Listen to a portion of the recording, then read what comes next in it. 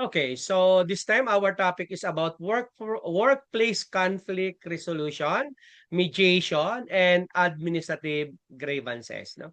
Workplace conflict is a natural part of organizational life, especially in public institution where diverse personalities, roles, and pressure intersect. Differences in work styles, communications, expectations, or access to resource can sometimes lead to misunderstanding or tension among employees.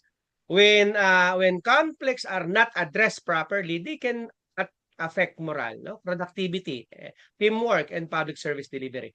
This makes conflict resolutions an essential management responsibility rather than a problem to be avoided. Effective conflict resolution, mediation, and administrative grievance mechanism provide structure and fair ways to address workplace issues. And these processes help ensure that concerns are heard, rights are protected, and solutions are reached without escalating disputes unnecessarily.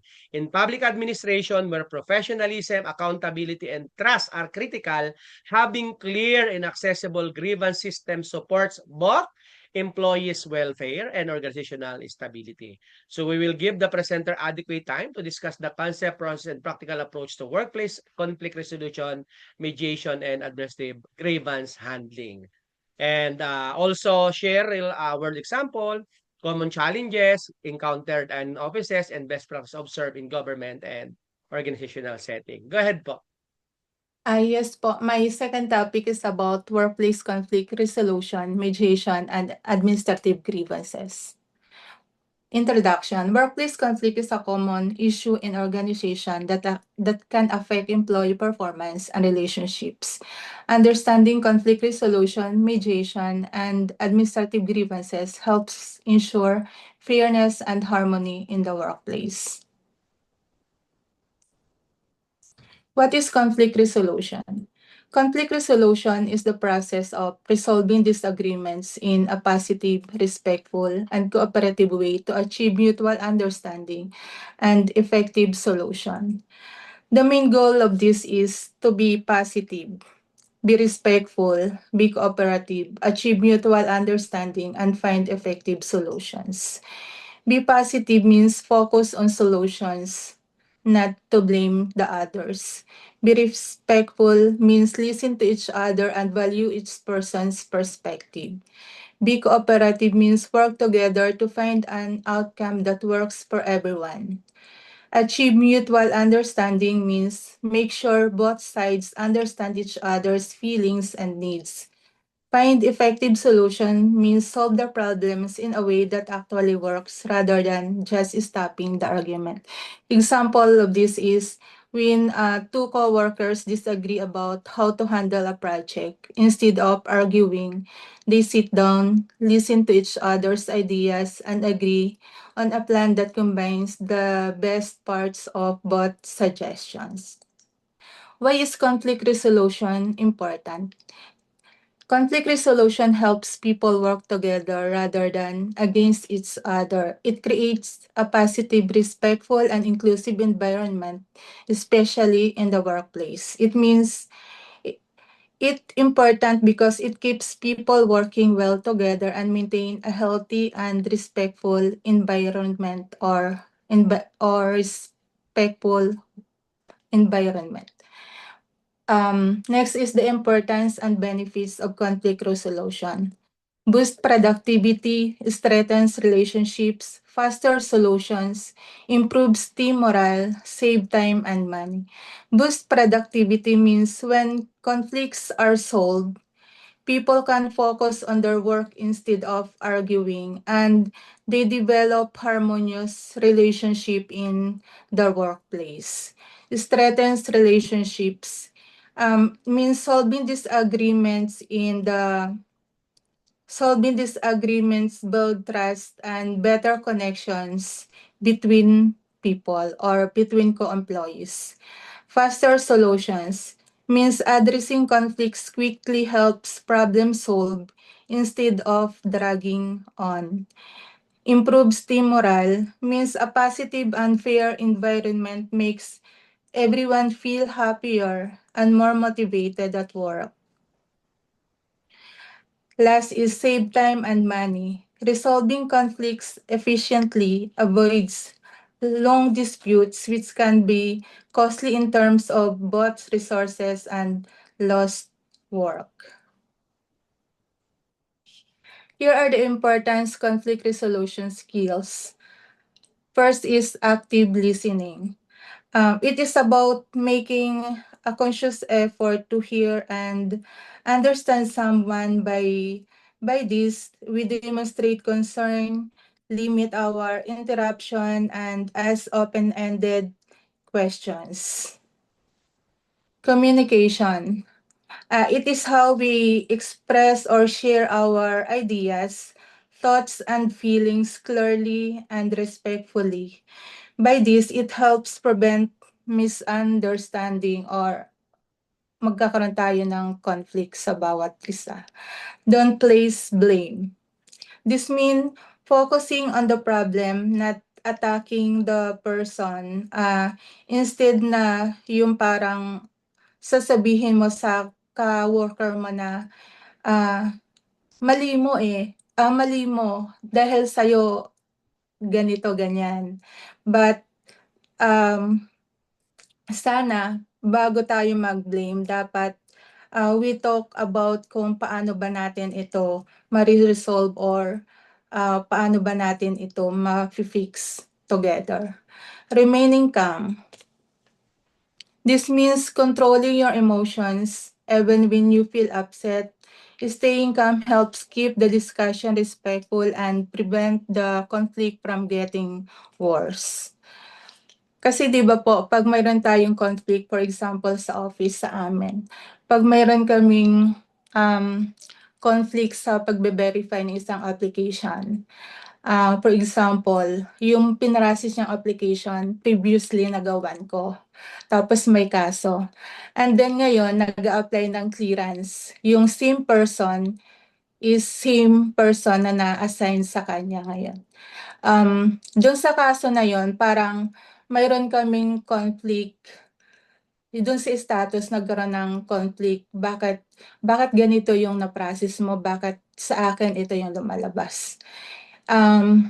Para para magkaayos kami, pinag-uusapan namin kasi ito yung binigay na verification sa akin ng concerned records na pinag-verifyan ko. Dumarating kami sa point na yung magtutugma, and after that, pumupunta kami sa immediate supervisor namin para ma-collect namin or ma-process namin na yung na-issue ko before at yung may issue niya today is the same lang yung status ng case. Ganun po. Collaboration. Collaboration, this means working together to find a solution that benefits everyone. It's about teamwork and compromise rather than trying to win an argument. For example, sa amin, last 2023, nagkaroon kami ng backlog, as in super daming for processing na request for ombudsman clearance. Because of the memorandum circular na in-issue ng COA na all separated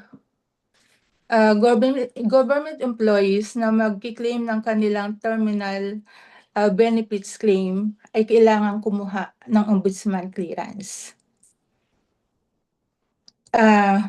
Para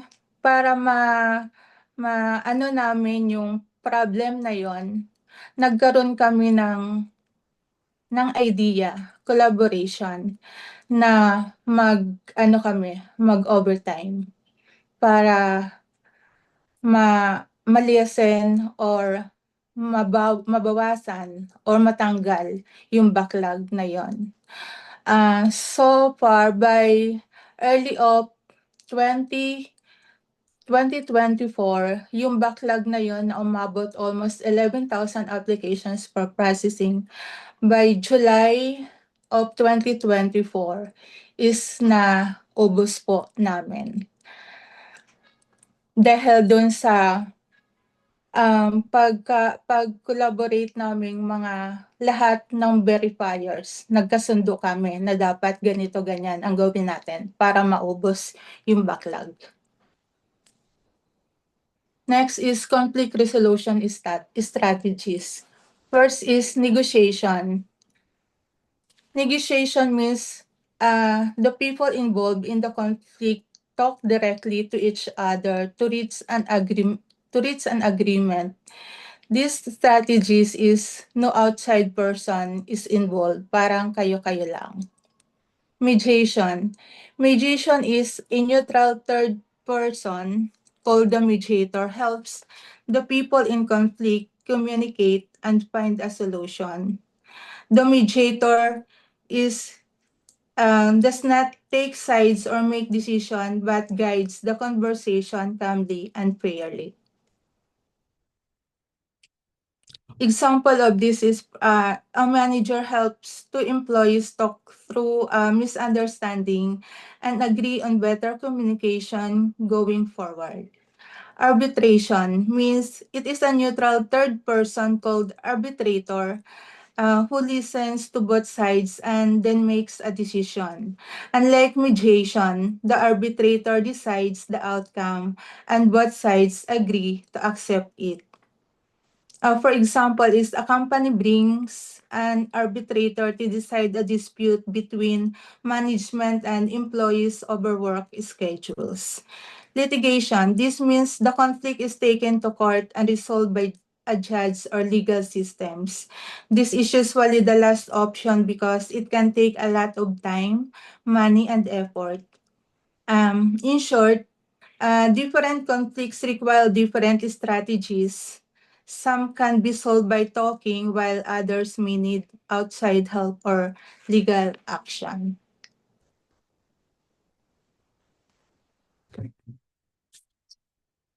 Next is mediation. What is mediation? Under Republic Act 9285, or also known as the ADR Act of 2004, mediation is a voluntary process in which a mediator selected by the disputing parties facilitates communication and negotiation, and assists the parties in reaching a voluntary agreement regarding a dispute. I want to emphasize the two words here, the voluntary and the mediator. Voluntary under RA 9285 means parties are not forced to participate or settle and may withdraw from the process at any time. Mediator means a neutral third party who helps the disputing parties talk and negotiate so they can reach their own solution. This law was created so people resolve disputes efficiently and peacefully rather than relying solely in the lengthy court cases. There are two types of mediation, ad hoc mediation and institutional mediation.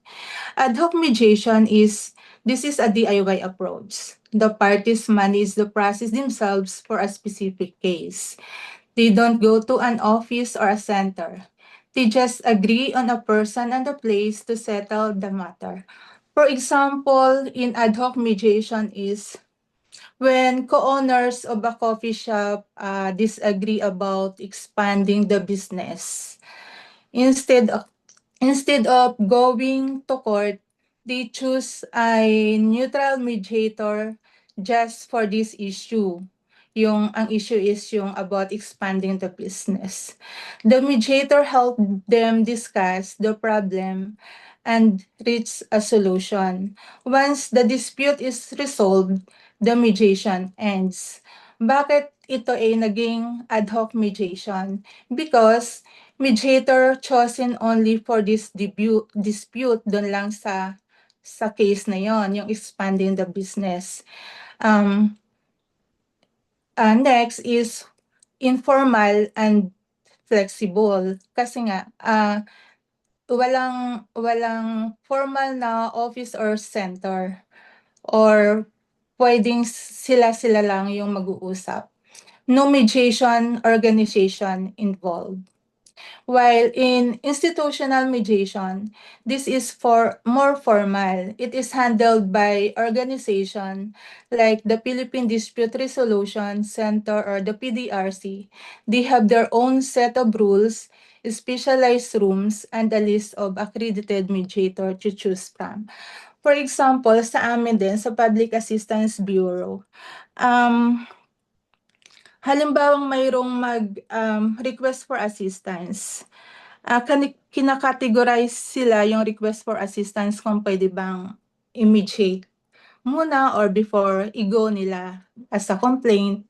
Pag pumayag yung both parties na mag-go sila into mediation, yun, magkakaroon na sila ng kung sino yung magiging mediator, kung may room for mediation, mayroon talagang inclusive room for mediation sa amin. Tapos exclusive lang talaga po doon sa mediation na yun. Here are the stages of the mediation processes. First stage is the selection and commencement. This stage is where the parties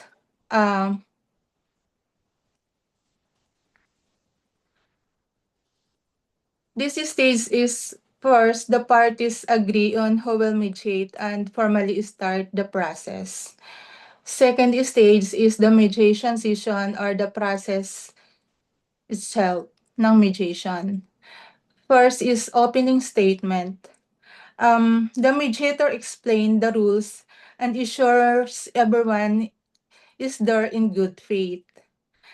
Second is narration or joint session. Each side tells their story uninterrupted to everyone understand the facts. Next is the exchange and discussion. The parties talk to each other to clarify issues.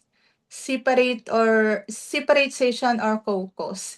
Ito this is a private timeout kung saan the mediator meets with each party alone to discuss sensitive issues they might not want to say in front of the other side or parties involved. Generation or option.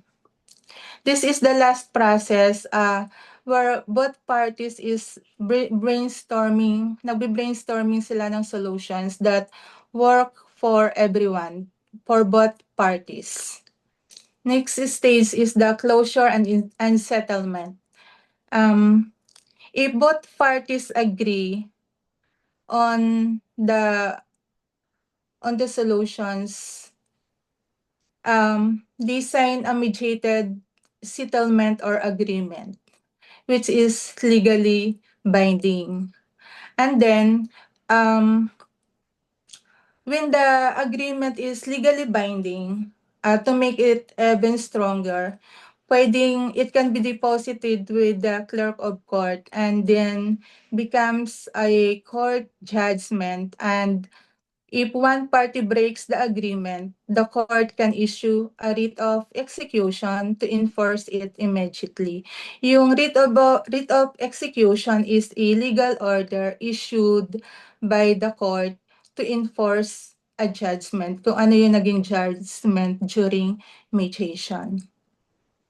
Kung halimbawang what happened if the mediation fails? Paano kung hindi naging successful yung mediation? Mediation under RA 92, mediation is involuntary. So, no one is forced to agree. If no agreement is reached, the mediation and without settlement, the parties are free to choose another method such as arbitration or litigation. Here are the advantages of mediation under RA 9285. First is control and party autonomy, efficiency in time and cost, confidentiality and privacy, preservation of relationships, high success rate, and compliance. Control and party autonomy means the parties, not a judge, is one who decide the outcome. Efficiency in time and cost, it is much faster and cheaper than a court case that could last a year. Confidentiality and privacy means what happens in the room stays in the room. Because confidentiality remains. All documents, lahat ng sinabi mo during mediation, um, lahat ng pinakita mo na documents is hindi siya pwedeng gamitin as evidence in court kung halimbawang hindi magsa-success yung mediation. Kasi under RA 9285, confidentiality is one of the strongest part of the law, the RA 9265. It protects the privacy of everyone involved. Next is preservation of relationships. Unlike in court, where there is a winner and a loser, ang mediation is to aim a win-win, or which helps preserve yung business or yung personal relationship ng both parties. High success rate and compliance. Because the parties create the solution themselves, they are much more likely to follow through with the agreement. Or to wrap up, is court is about who is right, while mediation is about how to move forward. Why fight in court when we can talk in private? And ultimately, mediation is a party-driven process. The mediator manages the process, but the parties themselves decides the outcome. Next is administrative grievance. Administrative grievance is a formal request made by a person who is directly affected by a government or administrative decision. It means that it is a formal or internal appeal. It is a process to ask an organization, or usually a government agency or a large employer, to take a second look at a decision that they made that negatively affected you or yung parties involved. Distinguishing grievance from complaint.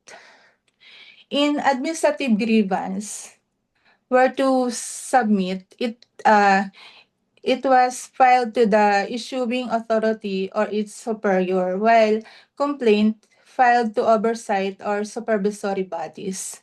What is the purpose? The purpose of the administrative grievance is to challenge a specific administrative decision, while complaint is to report misconduct or wrongdoing. Is it legal in nature? In administrative grievance, yes, it is a legal remedy. While in complaint, this is not a legal remedy. What legal effect may it for administrative grievance may affect court deadlines or the judicial time frames. While in complaint, it does not force the agency to act legally.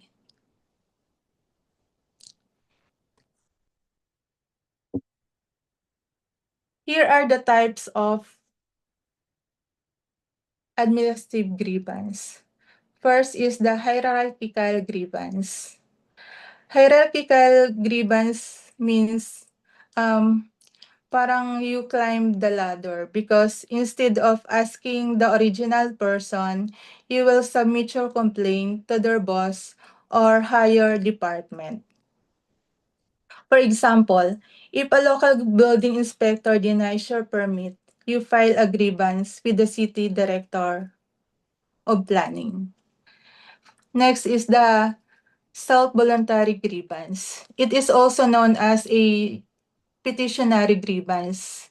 It means that you go back to the same person or office that made the original decision and ask them to change their mind, or you are giving them a chance to fix an honest mistake, look at new evidence, or realize that they are misapplied a rule. Next is mandatory grievance. It means that you must file this grievance before you are allowed to take the matter to the court. Example is in many government jobs, you cannot sue for wrongful termination until you have completed the internal grievance process. Optional grievance means you have the choice to file a grievance, but you aren't legally forced to. Um, for example, complaining to a store manager about a refund policy, you can try to resolve it between them, or you could just file a claim in a small claims court immediately. Next is the legal characteristics of administrative grievance. These terms describe as the rules of the games. For administrative grievances, they explain how the process is different from real court case and what you need to do. Here are the simple terms. First is the non-judicial nature. It is not a court case. It means the process happens inside the inside the government agency, not in front of a judge. Simple procedure means no leak speak required. It means the process is designed to be easy for regular people. Usually, you just need to write a letter or fill out a form explaining what happened. Next is impact on judicial deadlines. It pauses the clock. It means normally the law gives you a strict deadline like 30 or 60 days to sue the government in court. Number 4, non-binding on the administration. They can change their mind or ignore it. It means in many systems, the agency isn't legally forced to agree with your grievance just because you filed it. Even if a grievance committee recommends a fix, the big boss of the agency might still have the final say. Last is the strict standing requirements. You must be the one who was hurt. It means only the person directly harmed can complain. Next is the condition for accepting a grievance.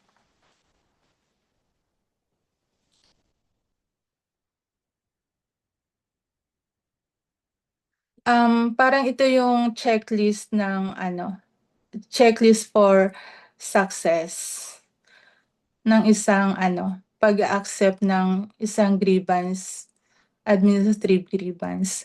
First is legal standing and interest. Is this your problem? Dapat alam mo na ito ay problema mo. You must prove that the decision directly hurt you or your money, your job, or your rights. For example, if your neighbor's permit is denied, you cannot file a grievance for them, only they have standing. Filed on time. Did you miss the deadline? It means every agency has a statute of limitations. A countdown clock. Usually you have 15, 30, or 60 days from the day you receive the bad news to complain. Or the rule is if you are even 1 day late, the agency can legally ignore you. For example, if the rule says you have 30 days to appeal and you will wait until day 31, your grievance is time barred and usually did on arrival. Final administration decision. Is the decision actually finished? It means you can only file a grievance against a final choice. You cannot complain about a draft, a suggestion, or a warning that the decision might be coming. For example, if you can't file a grievance because a clerk told you they might deny your application, you have to wait until you get the official letter that says it was denied. Correct authority. As you're talking to the right person, it means you might send your complaint to the specific office or person authorized to fix it. Example, if if the office of the ombudsman made the decision, you usually can file the grievance the in the Department of Justice because you must find the appropriate disciplining authority of the grievance office. Dapat kung sino yung gumawa nung decision, dapat doon ka magfa-file ng iyong grievance. Next is the legal effects of administrative grievance. When you file an administrative grievance, it isn't just a letter sitting on a desk. It triggers a specific legal consequences. These effects protect your rights and change how the government has to deal with you. First is the suspension or interruption of court deadlines. It means it pauses the countdown clock. Usually, you only have a short time like 30 or 60 days to sue the government in court. If you spend that time waiting for a grievance, the answer is you might run out of time to sue. Next is reevaluation of the decision. It means it forces a second look. Once a formal grievance is filed, the agency cannot just ignore it. They are legally required to open the file again and check their work. Next is the creation of a new legal situation. It restarts the story. It means when the agency answers your grievance, that answer is a new official act. Fourth is proof of serious legal intent. Means it proves you tried to be reasonable. It means in law, judges hate it when people jump straight to a lawsuit without trying to fix things first. The effect is when you filed a grievance issue receipt, it proves that to a future judge that you gave the government a fair chance to fix their mistakes. Without this proof, a judge might throw your case out and tell you to exhaust your administrative remedies first. Conclusion. Workplace conflict is unavoidable, but it can be managed effectively through proper conflict resolution, mediation, and administrative grievance procedures. These processes promote open communication, fairness, and mutual respect among employees and management. By addressing issues early and professionally, organization can prevent disputes from escalating and maintain a positive, productive, and harmonious work environment. Here are the references. That's all my topic, sir. Thank you po for listening.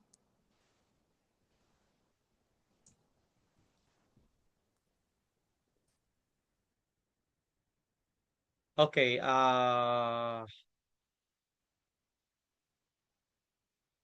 just want to address first the chat now, the chatted information. Gender responsiveness now used in lieu of gender sensitivity. Yes, of course.